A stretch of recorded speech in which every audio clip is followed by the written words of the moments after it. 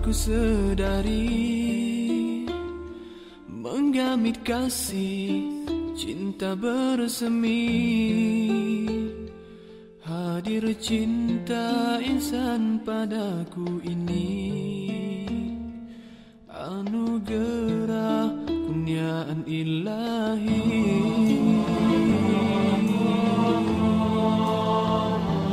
Lembut tutur bicaranya, menarik hatiku untuk mendekatinya. Kesopanannya memikat di hati, mendamaikan jiwaku yang resah ini.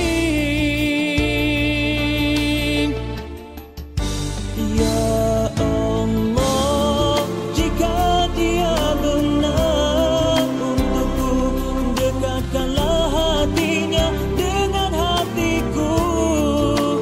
Jika dia bukan milikku, damaikanlah hatiku dengan ketentuanmu. Dialah permata yang dicari selama ini, baru ku temui, tapi ku tak pasti rencana ilahi.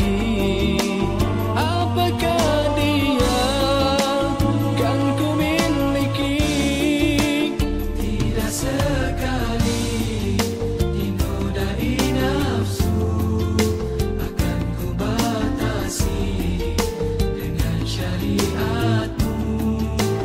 Jika dirinya bukan untukku, redha hatiku dengan ketentuanmu.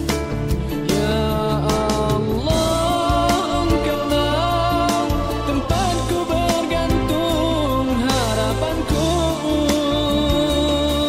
Ku harap diriku sentiasa di bawah rahmat-Mu.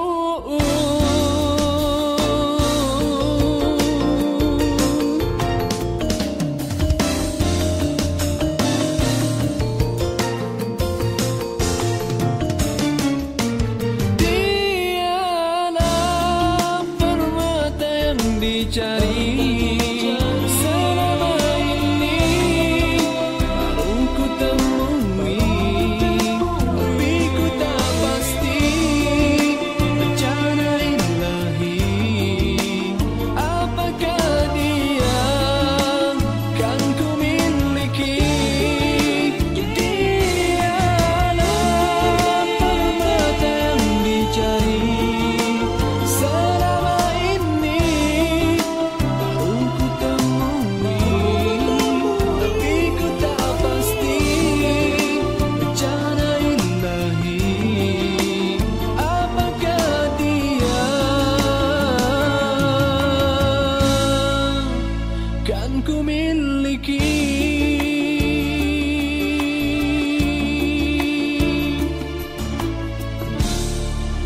I love you so much.